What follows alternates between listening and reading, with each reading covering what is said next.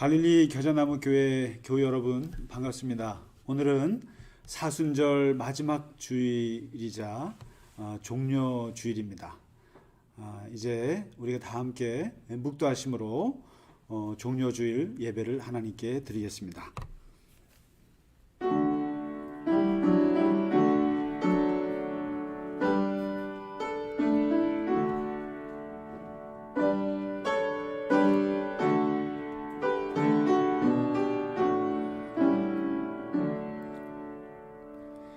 시온에 따라 크게 기뻐할지어다.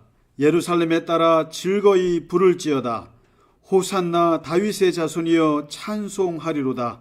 주의 이름으로 오시는 이여 가장 높은 곳에서 호산나 하더라. 아멘. 우리 다 함께 사도신경으로 신앙 고백 드리겠습니다. 나는 전능하신 아버지 하나님 천지의 창조주를 믿습니다. 나는 그의 유일하신 아들 우리 주 예수 그리스도를 믿습니다. 그는 성령으로 잉태되어 동정녀 마리아에게서 나시고 본디오 빌라도에게 고난을 받아 십자가에 못 박혀 죽으시고 장사된 지 사흘 만에 죽은 자 가운데서 다시 살아나셨으며 하늘에 오르시어 전능하신 아버지 하나님 우편에 앉아 계시다가 거기로부터 살아있는 자와 죽은 자를 심판하러 오십니다. 나는 성령을 믿으며 거룩한 공교회와 성도의 교제와 죄를 용서받는 것과 몸의 부활과 영생을 믿습니다. 아멘. 우리 다 함께 찬송가 25장입니다. 면류관 벗어서 1절, 2절, 간주 3절 찬송하겠습니다.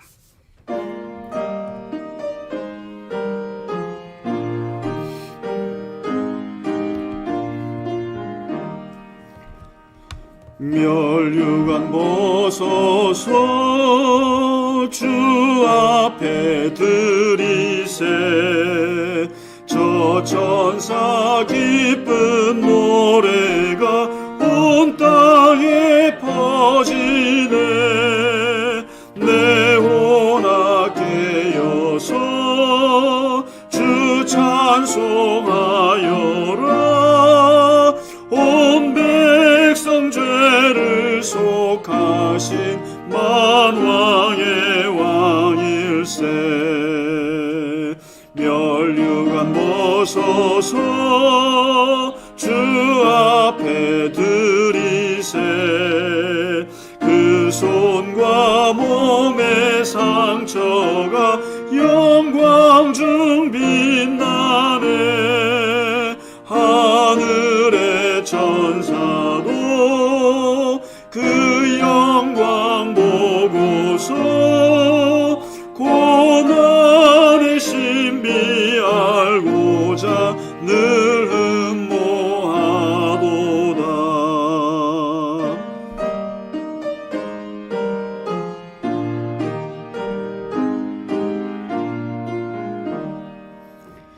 면류관 벗어서 주 앞에 드리세. 온 세상 전쟁 그치고 참 평화 오겠네. 주 보좌 앞에서 온 백성 엎드려 그 한량없는 영광을 늘 찬송합니다.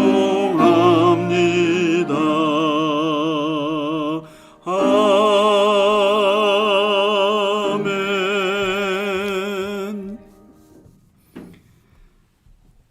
하나님 아버지, 오늘은 사순절의 마지막 주일인 종려주일, 고난주일을 맞아 하나님 앞에 예배합니다. 우리 주 예수 그리스도께서 갈릴리의 모든 사역을 마치시고 예루살렘으로 입성하는 이날, 많은 사람들이 주님을 환영하며 환호하며 그의 입성을 축하하며 참으로 화려한 축제의 날을 보낸 이 종려주일에 주님을 기억하며 예배하는 우리에게 주님 저희와 함께하여 주시옵소서. 하나님 아버지, 하나님께서 영광 받으시고 우리의 삶을 통해서 기뻐하시고 하나님께서 바라보시는 우리가 하나님을 얼마나 사랑하며 하나님을 얼마나 경배하며 주님을 생각하며 주님 앞에 나와 있는지 우리의 심령을 돌아보시고 이 시간 예배하는 갈릴리 겨자나무 교회 모든 교우들 가슴속에 하나님 임재하여 주시옵소서. 하나님, 지난 한 주 동안 이 나라와 온 세계가 코로나19의 하나님 고난 가운데 우리가 살고 있습니다만 그래도 하나님께서 우리에게 생명을 주셔서 하나님 앞에 예배하고 이 시간 온 마음을 다해서 주님 앞에 나온 우리에게 하나님 축복하여 주시옵소서. 하나님 아버지, 코로나로 인하여서 하나님 우리가 얼마나 많은 고난과 고통 속에 있지만 또한 동시에 많은 깨달음을 얻고 하나님 앞에 많은 생각을 하게 됨을 주님 고백합니다. 하나님 아버지, 인간이 얼마나 연약한지 알 수가 없으며 우리가 얼마나 사람을 향해서 또 서로의 가족과 또 교우들과 모든 사람들이 귀한지를 알게 되었고 하나님, 인간이 할 수 없는 일들이 새롭게 벌어지는 것들을 보면서 초유의 경험을 저희가 하고 있습니다. 하나님 아버지, 이 상황 속에서 하나님의 섭리와 하나님의 뜻을 헤아릴 수 있는 지혜를 우리에게 허락하여 주시옵소서. 하나님, 겸손하게 하시고 그러나 굳건하게 이겨나갈 수 있도록 하나님, 우리 모두 각자를 기억하여 주시고 하나님의 힘과 능력을 더하여 주시옵소서. 이 나라와 하나님, 이 민족과 온 세계의 많은 위정자들, 또 이 사태를 이겨나가려고 하는 많이 애쓰는 의료진들과 모든 사람들을 주님 붙잡아 주시고 하나님, 한 생명도 하나님 더 이상 하나님 죽어나가지 아니하도록 하나님께서 이 코로나의 전염병을 막아주시고 우리에게 새로운 일상을 허락하여 주시옵소서.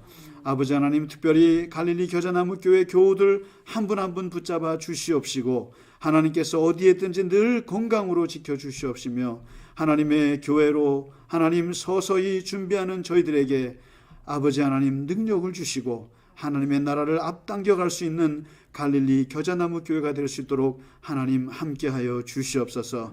주님께서 기뻐하시는 교회가 되게 하시고 주님이 사랑하는 교회가 되게 하시고 주님께서 우리를 통해서 하나님의 놀라운 사역들이 이루어질 수 있도록 하나님 인도하여 주시옵소서. 비록 연약하고 부족하오나 하나님께서 우리를 들어 쓰셔서 하나님의 영광스러운 공동체로 삼아 주시옵소서. 이 예배를 주께서 홀로 받으시고 함께 하실 줄 믿사옵고 우리 주 예수 그리스도 이름으로 감사하며 기도 올리옵나이다. 아멘.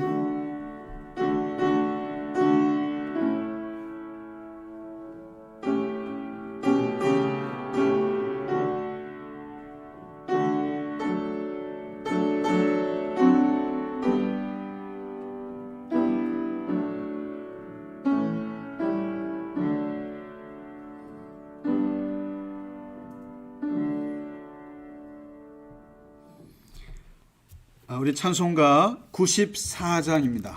주 예수보다 더 귀한 것은 없네. 주님 생각하면서 함께 찬양하겠습니다.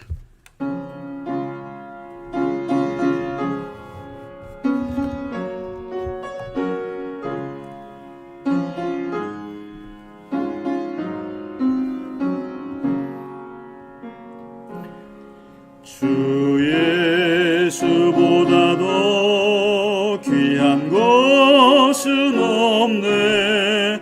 이 세상 부귀와 바꿀 수 없네.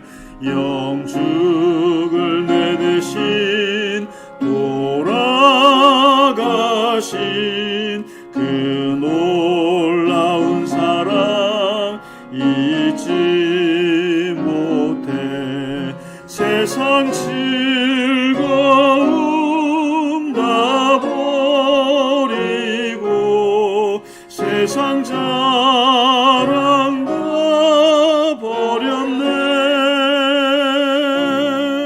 주 예수보다 더 귀한 것은 없네. 예수밖에는 없네.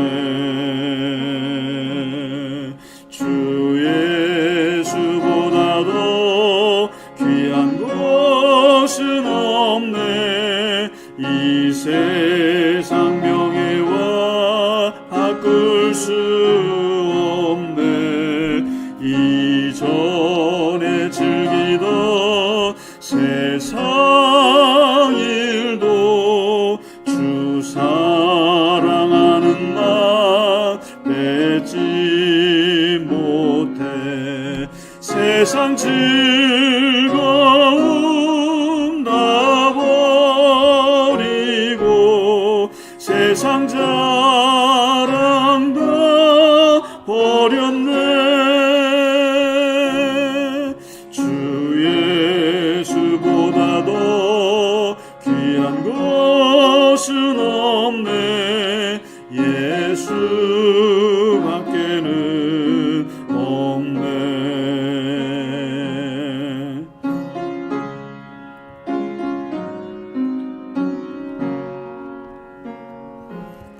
주 예수보다 더 귀한 것은 없네. 이 세상 행복과 바꿀 수 없네.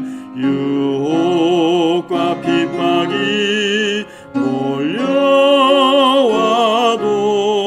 주 섬기는 내 맘 변치 않아. 세상 즐거움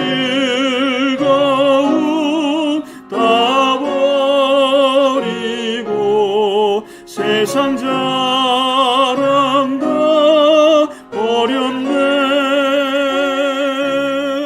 주 예수보다 더 귀한 것은 없네. 예수밖에는 없네. 아멘. 교회 소식을 몇 가지 알려드리겠습니다. 한 가지인데요. 이제 오늘 종려주일이 끝나면 이제 고난 주간이 시작이 됩니다. 그리고 한 주 동안 예수님께서 예루살렘에 들어가셔서 고난 당하시고 이제 돌아가시는, 그리고 부활에 이르기까지 일주일 동안의 특별한 주간이 되겠습니다. 특별히 우리 기독교에서는 이 예수님의 고난 주간, 특별히 이제 성금요일은 예수님의 우리말로 하면 기일이 됩니다. 주님이 죽으신 날이 되는데 이 한 주를 우리가 다른 건 몰라도 이 한 주 동안은 주님의 그 고난을 깊이 생각하고 묵상하는 한 주가 되어야 하리라고 생각됩니다. 그래서 우리가 특별 새벽 기도를 해야 하는데 같이 모여서는 할 수가 없어서 이제 아침 6시 30분에 고난주간 특별 동영상 새벽 예배가 진행이 되겠습니다. 6일 동안인데 이제 제가 예배 말씀을 이제 자막을 보시면 아마 6일 동안의 일정이 나옵니다. 말씀 본문과 제목들이 나오는데 이것을 아침 6시 반에 우리 단톡방에 들어오시면 한 30분, 40분 정도 아침 새벽 예배 말씀과 찬양과 기도가 진행이 되겠습니다. 우리 함께 교우분들 다 참여하셔서 각 처소에서 우리가 아침마다 고난 주간 예배를 함께 드리도록 하겠습니다. 네, 다시 한번 당부드립니다만 우리 교회 여러분 어디에 계시든지 늘 건강하시고 늘 평안하시기를 당부드리겠습니다. 예, 오늘 우리에게 주시는 하나님의 말씀 보도록 하겠습니다. 누가복음 19장 28절에서 44절입니다. 종려주일 예수님의 예루살렘 입성 본문이 되겠습니다. 19장 28절에서 44절 좀 깁니다만 제가 다 읽어드리겠습니다. 예수께서 이 말씀을 하시고 예루살렘을 향하여 앞서서 가시더라. 감람원이라 불리는 산 쪽에 있는 벳바게와 베다니에 가까이 가셨을 때에 제자 중 둘을 보내시며 이르시되 너희는 맞은편 마을로 가라. 그리로 들어가면 아직 아무도 타보지 않은 나귀 새끼가 매어 있는 것을 보리니 풀어 끌고 오라. 만일 누가 너희에게 어찌하여 푸느냐 묻거든 말하기를 주가 쓰시겠다 하라 하시매 보내심을 받은 자들이 가서 그 말씀하신 대로 만난지라. 나귀 새끼를 풀 때에 그 임자들이 이르되 어찌하여 나귀 새끼를 푸느냐 대답하되 주께서 쓰시겠다 하고 그것을 예수께로 끌고 와서 자기들의 겉옷을 나귀 새끼 위에 걸쳐 놓고 예수를 태우니 가실 때에 그들이 자기의 겉옷을 길에 펴더라. 이미 감람산 내리막길에 가까이 오심에 제자의 온 무리가 자기들이 본 바 모든 능한 일로 인하여 기뻐하며 큰 소리로 하나님을 찬양하여 이르되 찬송하리로다. 주의 이름으로 오시는 왕이여 하늘에는 평화요 가장 높은 곳에는 영광이로다 하니 무리 중 어떤 바리새인들이 말하되 선생이여 당신의 제자들을 책망하소서 하거늘 대답하여 이르시되 내가 너희에게 말하노니 만일 이 사람들이 침묵하면 돌들이 소리 지르리라 하시니라. 가까이 오사 성을 보시며 우시며 이르시되 너도 오늘 평화에 관한 일을 알았더라면 좋을 뻔하였거니와 지금 내 눈에 숨겨졌도다. 날이 이를지라 내 원수들이 토둔을 쌓고 너를 둘러 사면으로 가두고 또 너와 및 그 가운데 있는 내 자식들을 땅에 메어치며 돌 하나도 돌 위에 남기지 아니하리니 이는 내가 보살핌 받는 날을 알지 못함을 인함이니라 하시니라. 아멘. 오늘 이 종료주일은 참 역사적인 날입니다. 특히 모든 복음서가 예수님의 이 예루살렘 입성을 다 기록을 하고 있습니다.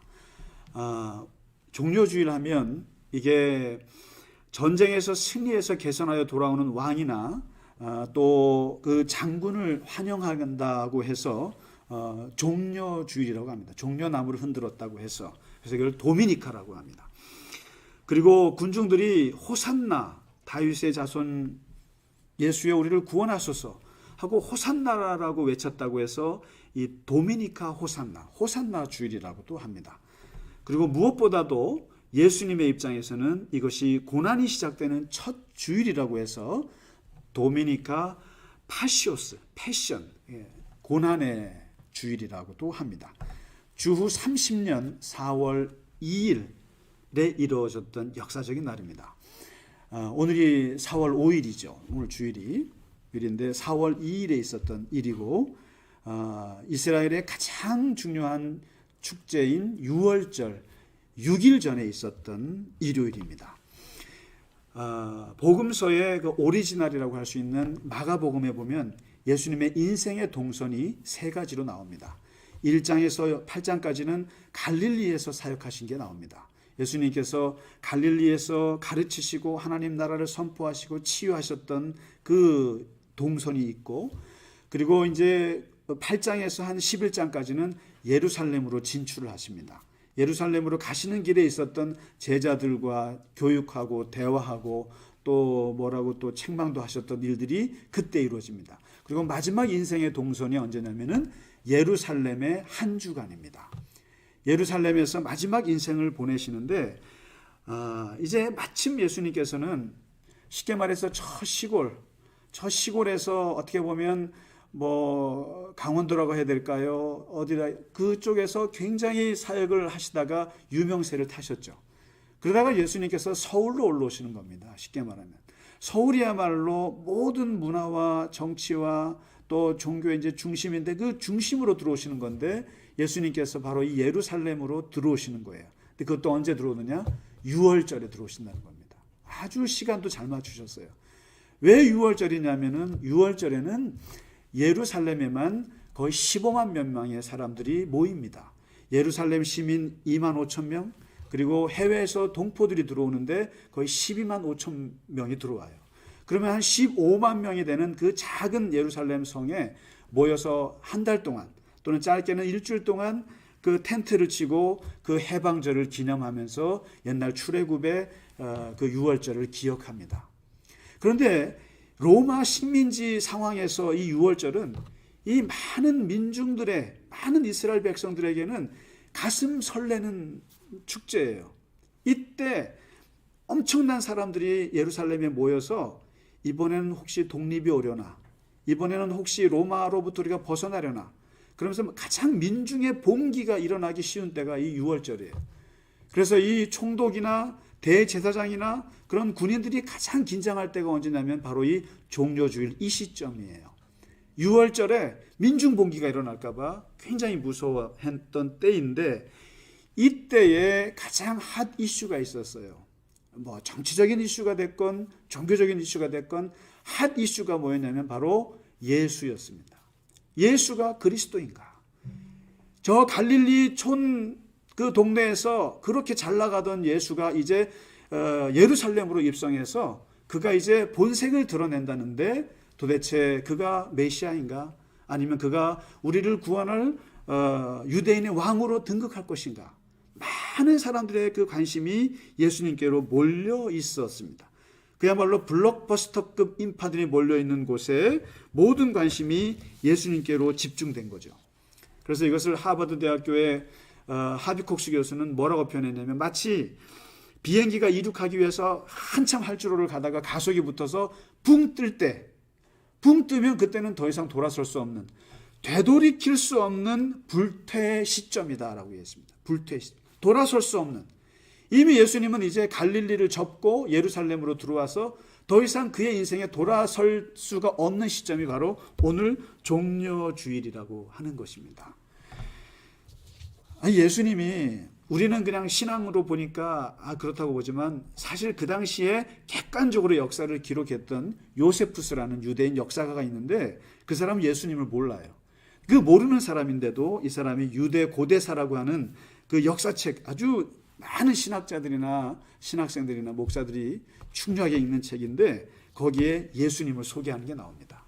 뭐라고 나오냐면, 바로 이때 예수라고 하는 지혜로운 사람이 있었는데 너무나 신기한 일들을 많이 행해서 인간이라고 볼 수 있을지 모르겠다. 이 요세푸스의 말이에요.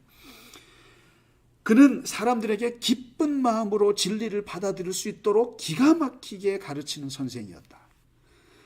그는 수많은 유대인뿐만 아니라 이방인들까지도 그의 곁으로 끌어들이는 능력이 있었다. 그가 바로 그리스도였다. 이렇게 얘기합니다. 이건 마가가 쓴 게 아니에요. 누가가 쓴 게 아니고 요한이 쓴 게 아니에요. 전혀 예수님을 모르는 객관적인 역사가 요세푸스라는 사람이 예수를 그렇게 기술을 했어요. 이 말은 실제로 6월절 때 이 당시에 예수님의 명성과 그 모든 예루살렘 사람들이 그 갈릴리 사람 예수가 온다는 거에 모든 관심의 초점을 집중하고 있을 때였다라는 게 맞습니다. 바로 그때 당신을 향한 그 관심과 그 많은 사람들의 기대를 온몸에 안고 있었던 예수님께서 여기에 응답하십니다. 이 응답하신 게 바로 오늘 읽으신 종려주일의 퍼포먼스입니다. 예수님의 기가 막힌 연출이에요. 이 퍼레이드를 보입니다. 근데 어떻게 보여주시냐면은 마치 개선장군이 입성하는 것처럼 똑같이 속된 말로 패러디를 하십니다. 패러디를 하시는데, 메시아가 어디서 나타나느냐? 감람산에서 나타난다고 예언되어 있어요. 올리브산이죠. 그래서 예수님께서 감람산 벳바게로 들어오시고, 그리고 들어올 때 뭘 타고 들어오느냐? 말을 타고 들어와야 됩니다. 왕은 말을 타야 되죠. 개선장군이 말을 타야 되는데 예수님도 말을 타긴 타시는데 아무도 타보지 않은 나귀 새끼, 뼈론이라고 합니다. 나귀 새끼를 데리고 와서 거기 태웁니다. 여기서부터 벌써 어긋나기 시작하는 거죠. 웃긴 거예요. 코미디인 거예요. 나귀는 사람을 실는 동물이 아닙니다. 물건을 나르는 그 짐승인데, 이 나귀 새끼를 탔다는 것은 고상한 분위기를 깨시겠다는 거예요. 그리고 무슨 왕처럼 위풍당당한 걸 지금 풍자하는 거예요. 그리고 사람을 한 번 태우지 않은 나귀 새끼나 예루살렘을 한 번도 들어오지 못한 처음 오시는 예수님이나 똑같이 지금 처음 하는 거예요. 이런 나귀 새끼를 타는데 제자들은 뭘 하느냐? 말의 안장을 씌워야 될 그 자리에 자기의 거지 같은 겉옷을 나귀 새끼의 등에다가 씌우고 예수님을 태웁니다. 그리고는 붉은 카페트로 깔아줘야 할 거기에를 자기들의 누더기 같은 겉옷을 깔면서 예수님의 갈 길을 열어줍니다. 그러면 무리들은 뭘 하느냐? 무리들은 왕이나 장군에게 흔들던 종려나무를 흔들면서 예수님을 환영합니다. 비록 예수님께서 나귀 새끼를 타고 되게 어그적 하면서 오시지만은, 그러나 그분을 향한 무리들의 기대감은 대단했습니다. 정말 우리를, 여러분 생각해 보세요. 정말 난세에, 정말 정치적으로 어려울 때 정말 뛰어난 정치가가 나오면 많은 군중들이 그 사람에게 희망을 겁니다. 그 사람을 향해서 환호합니다.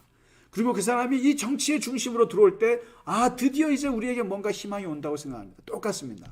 많은 민중들이 예수님의 예루살렘 입성을 기대하고 기뻐하고, 그래서 마치 왕이 들어오는 것처럼 종려나무를 흔들었습니다. 이 억압받는 이 로마 제국으로부터 우리를 구원해 줄 것 같다라고 하는 이 기대감에, 그리고 입으로는 뭘 하느냐? 노래를 부릅니다. 호산나 호산나, 다윗의 자손이여 우리를 구원하소서.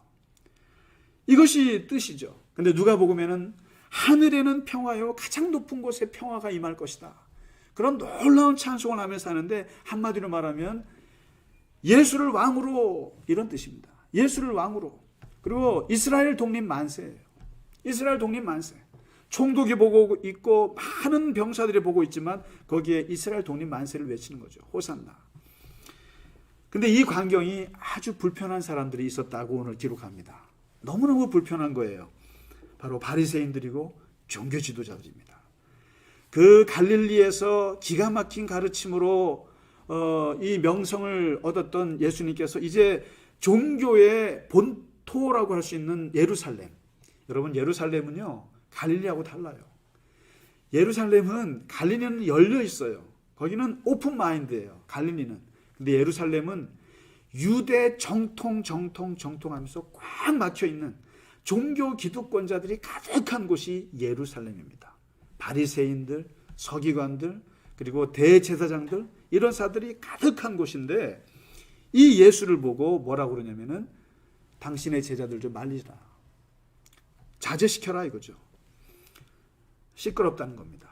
그런데 예수님께서 오늘 말씀하시기를 얘들이 침묵하면 돌들이 소리 지를 것이다. 이게 무슨 말? 소리치게 놔두라. 막을 수가 없다. 이 민중들이 나에게 거는 기대와 희망이 얼마나 큰지 너희는 막을 수가 없다. 더 이상. 이들이 겪었던 절망과 억압의 그 고통을 너희들은 모른다. 이들이 침묵한다면 돌들이 나서서 소리칠 만큼 이 때가 되었다. 하나님의 카이로스가 되었다. 이제 나를 통해서 이 억압받는 이스라엘 민족의 울분과 원한이 사무쳐 터지는데 이걸 어떻게 막느냐? 막지 못한다 하고는 그냥 묻어버리십니다.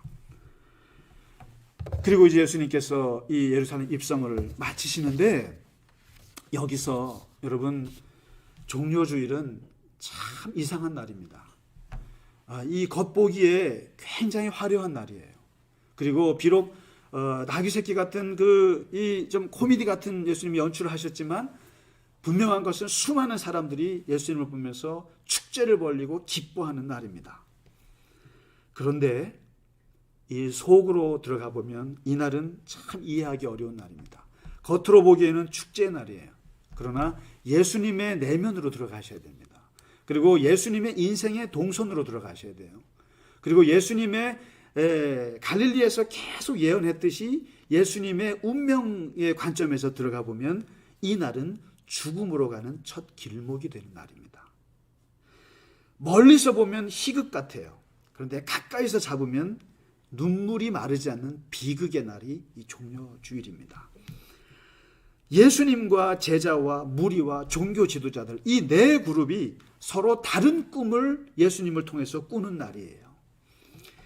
예수님은 이 날이 죽음으로 가는 화려한 장례식이에요. 그런데 제자들은 이 날이 우리 스승이 3년 동안 갈릴리에서 갈고 닦은 명성을 이제 드디어 이스라엘 왕으로 등극하는 대관식이라고 꿈을 꿉니다. 제자들은. 그 무리들은 어떤 꿈을 꾸느냐? 예수가 이스라엘을 구원할 메시아로 공인되는 공식적인 화려한 데뷔식이라고 본 거예요. 이스라엘 만세, 예수님을 통해서. 그러면 바리새인과 제사장과 정치가들은 뭐냐? 자기들의 그 종교 권력을 위협할 아주 위험한 자의 시위 선동이라고 보는 거예요, 지금. 이 예수님의 이 입성은 그렇습니다. 그래서 이 예수님의 예루살렘 입성을 놓고 많은 사람들이 다른 생각들을 갖고 있는 거예요. 근데 여기서 다른 사람들은 잠깐 적고, 우리가 오늘 종료주일에 생각해야 될 것은 종료주일을 이 화려한 퍼포먼스를 하시는 예수님의 속마음을 들여다봐야 한다는 거죠. 그 마음이 무엇이겠는가? 첫째, 눈물입니다. 눈물이에요. 예수님은 겉으로 화려하게 지금 그들의 환영을 받아주고 계시지만, 그러나 예수님의 속은 눈물로 가득합니다. 어떤 눈물인가?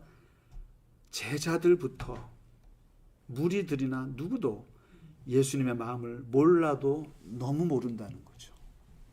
몰라도 너무 모르는 거예요. 사실 예루살렘 입성은 예수님으로서는 출정식이에요.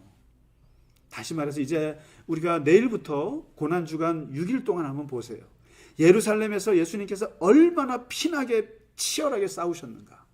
종교 지도자들과 얼마나 치열하게 싸우고, 빌라도 앞에서 얼마나 대단한 화두를 던지시고, 그리고 성전에 들어가서 두들겨 엎으시고, 완전히 엄청난 항전을 벌이시는 일주일이세요.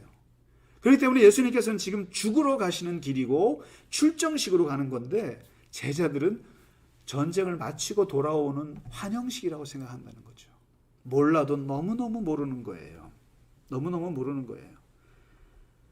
그리고 예수님은 예루살렘이 앞으로 40년 후에 무너질 거라고 하는 그것을 보고 우시는데, 지금 제자들이나 무리들은 아무런 생각이 없어요.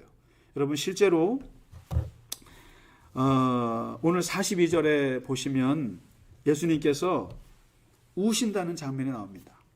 복음서에서 예수님이 우셨다는 것은 딱 두 군데 나와요. 하나는 나사로가 죽었을 때, 그리고 두 번째가 여기에요. 여기서 종려주일에 예수님께서 눈물을 흘리세요. 많은 사람들이 기쁨으로 종려나무를 흔들 때 예수님은 예루살렘의 미래를 보면서 눈물을 흘리십니다. 그 미래가 뭡니까? 언젠가 원수들이 예루살렘을 둘러 사면으로 가두고 자식들과 가족들을 땅에 메어치고 돌 하나도 돌 위에 남아지지 않을 것이다. 예루살렘 성전 AD 70년에 벌어질 예루살렘 성전의 파괴를 예언하시는 거죠. 이 암울한 미래를 보시면서 예루살렘 성전으로 들어오시는 겁니다. 우시는 거예요. 이 부분에서 우리가 얼마나 예수님의 심정을 모르는 사람들인가. 제자들뿐만 아니라 우리가 얼마나 하나님의 섭리를 몰라도 너무 모르는가. 우리가 얼마나 역사에 대해서, 자연의 섭리에 대해서 얼마나 무지한가. 우리가 얼마나 예수님의 마음을 모르는가. 실제로 우리가 얼마나 예수님에 대해서 막연한 신앙을 갖고 있는지 정말 저 스스로도 많은 반성을 합니다. 얼마나 피상적으로 우리가 예수님을 알고 있는가. 이것을 종려주일에 자세히 보여주고 있는 거죠. 유발 하랄이라고 하는 이스라엘 학자가 있어요. 역사학자인데, 히브리 대학 교수죠. 40대 교수인데 떠오르는 역사학자입니다. 역사학자인데 이분이 3권의 책을 썼어요.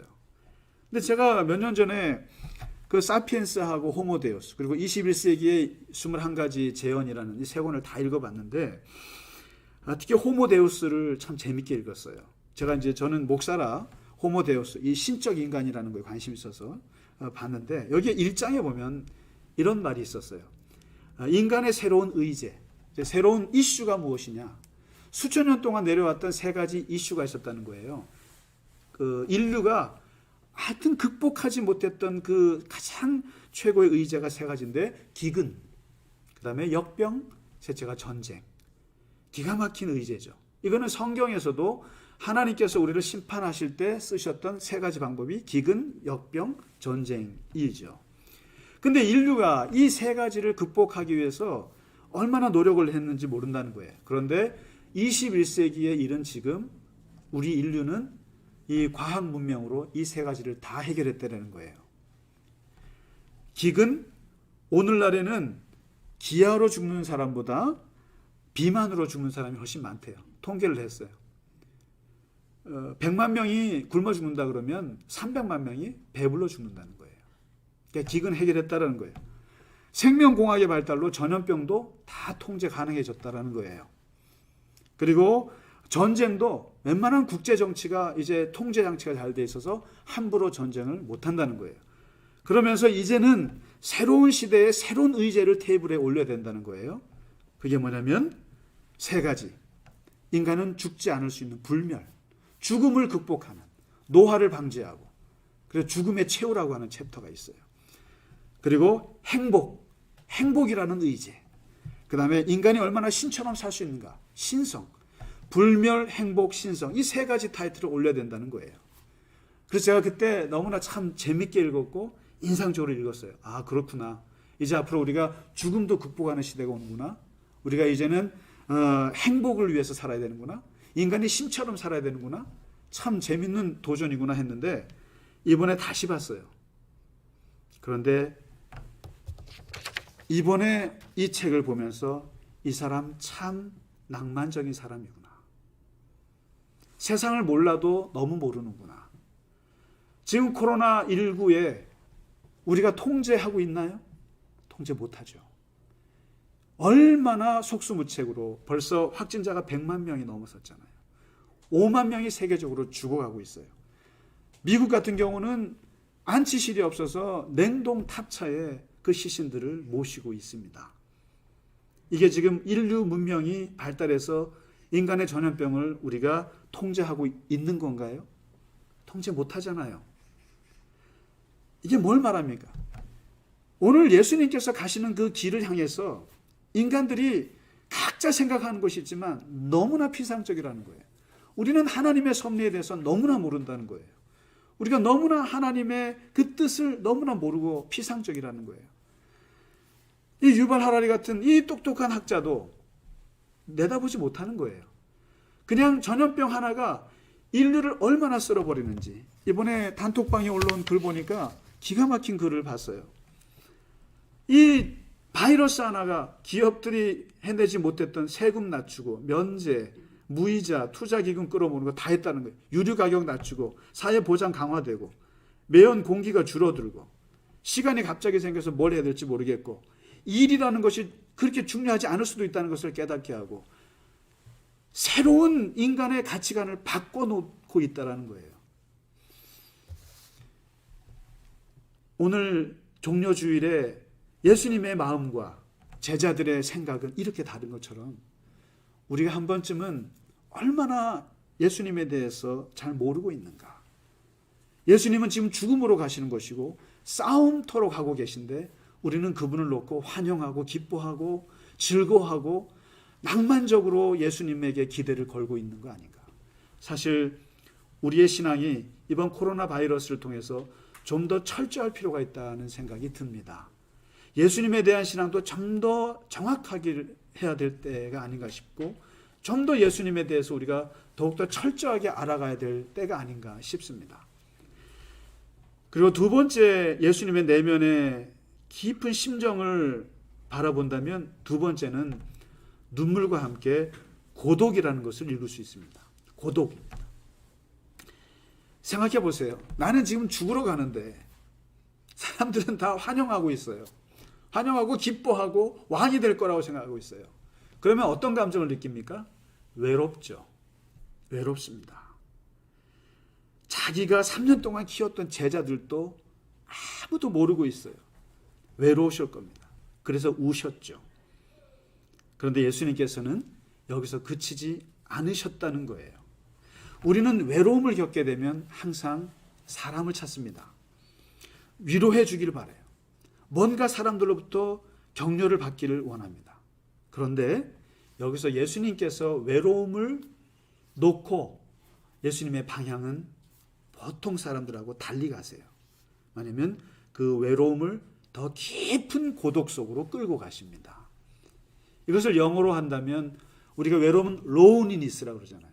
외로워 미치겠어요. 그런데 이것을 더 깊이 들어가면 고독이라고 하는데 이것은 solitude, 이건 종교적인 용어입니다. solitude라고 하는 것은 이것은 더 이상 외로움이 아니에요. 사람을 찾지 않습니다. 더 깊이 들어가서 하나님과 유일하게 대면하는 그 시간을 고독이라고 합니다. 그래서 우리는 외로워서 힘드네라고 하지만 고독해서 죽겠다고 하지 않고 고독을 즐긴다고 합니다. 고독을 즐긴다고 합니다. 그래서 영국의 철학자 화이트헤드가 종교란 무엇인가라는 책에서 이런 말을 했습니다. 원시 종교들은 집단의식이 중요하다는 거예요. 공동체의식. 사람에게 의존합니다. 서로가 같이 모여서. 그러나 절대적 가치를 가진 보편성을 가진 고급 종교가 될수록 그러한 것들로부터 벗어나서 이것을 끊는 데서 시작한다는 겁니다. 이 관계, 사람들과의 관계를 끊는 데서 시작하는데 여기에서 필요한 것이 고독의 경험이라고 얘기합니다. 위대한 종교적인 착상은 고독의 표현이다. 그래서 예를 든 것이 뭐냐면 십자가에 매달린 저 고독한 인간. 누구죠? 예수님을 두고 하는 거죠. 바로 거기에서부터 종교가 시작이 되고 신에 의해서조차도 버림받았다고 하는 이 느낌이 종교적 영혼의 본질이라고까지 얘기를 했습니다. 다시 말해서 예수님께서는 외롭죠. 근데 이 외로움을 더 깊이 끌고 들어가서 고독 속으로 들어가서 하나님하고 대면합니다. 제자들의 위로 안 받습니다. 무리들의 환영 관심 안 갖습니다. 당신이 이제 하나님과 맞닥뜨리죠. 그런데 오늘날 주님께서 지금 맞닥뜨렸던 이 고독의 경험을 오늘 코로나19 앞에서 우리가 경험한다는 거죠. 우리가요. 마스크를 쓰라는 거예요. 왜요? 말하지 말라는 거예요. 말하지 말라는 거예요. 말하면 침을 튀는 거지만 더 근본적으로 침묵하라는 거예요. 마스크라는 게. 손을 왜 씻으라는 겁니까? 만지지 말라는 거예요. 아무것도 만지지 말라는 거예요. 그리고 사회적 거리를 왜 두라는 거죠? 만나지 말라는 거예요. 아무도 만나지 말라는 거예요. 이게 어쩔 수 없이 우리에게 닥쳐진 현실이에요. 이때 우리는 어떻게 합니까? 카톡을 하고 온라인하고 전화하고 어떻게 만나서 위로하고 하는데 그러나 여기서 위대한 기독교인들은 고독을 즐길 수 있습니다. 고독으로 들어갑니다. 안 만나요. 그리고 말하지 않고 고독한 가운데 하나님을 만나는 체험으로 들어갑니다. 어쩌면 우리가 예수님께서 선택하신 것은 고독이었죠. 그 깊은 절대적 고독 속에서 예수님께서는 하나님 만나고 그 힘으로 마지막 일주일을 버텨내신 거라고 보는 거죠.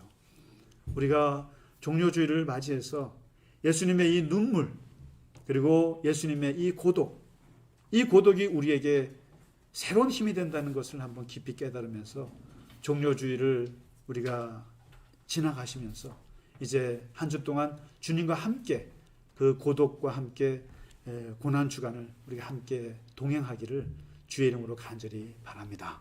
아멘. 우리 찬송가 함께 부르겠습니다. 85장 구주를 생각만 해도 이 찬송 참 좋은 찬송입니다. 85장 1절, 2절, 3절, 4절, 간주 5절 하겠습니다.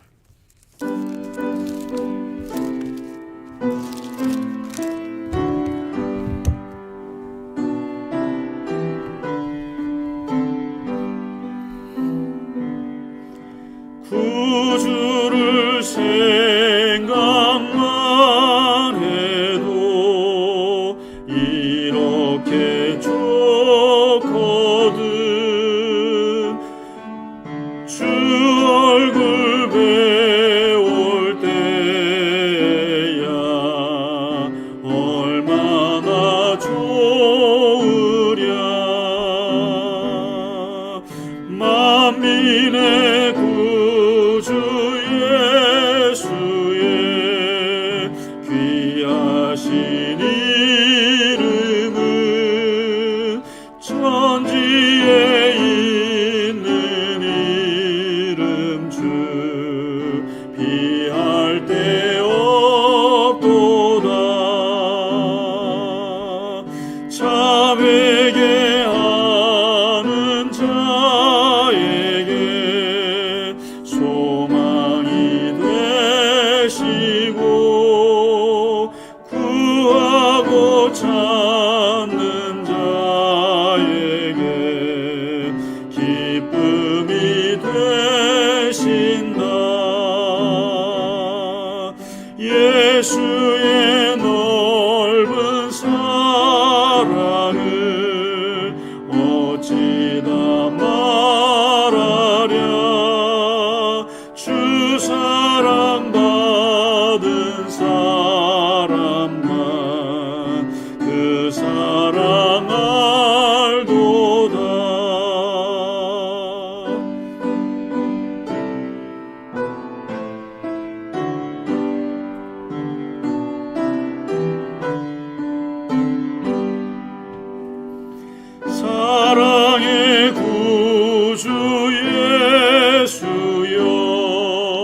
내 기쁨 되시고 이제로부터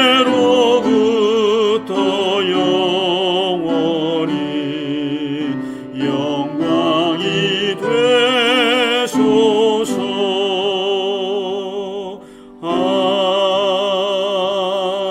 아멘.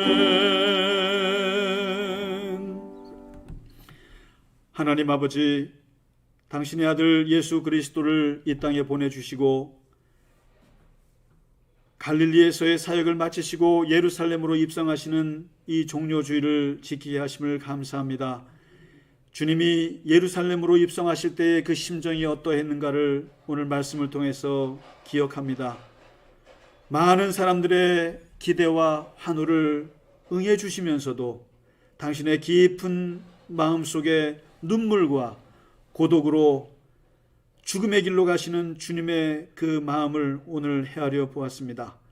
주님의 가시는 그 길에 주님의 그 고독과 외로웠던 그 심정을 우리가 함께 기억하게 하시고, 하나님, 코로나로 인하여서 우리가 참 외롭고 힘들지만 그러나 더 깊이 주님을 만날 수 있는 귀한 시간이 되게 하여 주옵시고, 우리의 영성이, 우리의 신앙이 이를 인해서 오히려 더욱더 강화하여지게 하시고 더욱더 깊어질 수 있도록 우리 갈릴리 겨자나무교회 모든 교우들과 함께하여 주시옵소서. 주님, 이제 고난주간을 주님과 함께 새벽 예배로 열고자 합니다.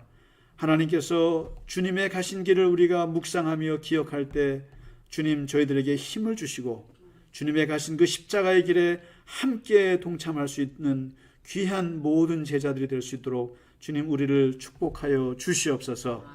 주님 앞에 드린 예물 위에 하나님 함께 하시고 드린 손을 기억하여 주시며 하나님께서 그의 가는 길에 형통의 길을 인도하여 주시옵소서.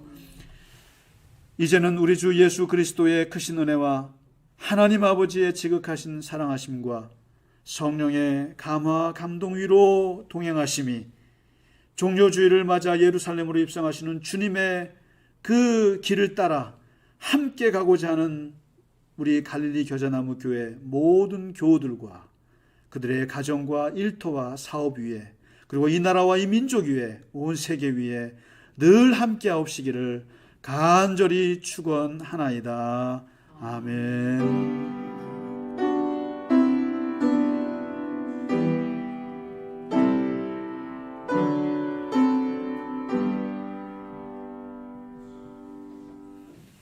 네, 종료주일 예배를 마치겠습니다. 이제 내일부터 고난주간이 시작되는데 아침 6시 반에 우리가 온라인으로 함께 예배에 같이 참여해 주시기 바랍니다. 늘 평안하시기 바랍니다. 감사합니다.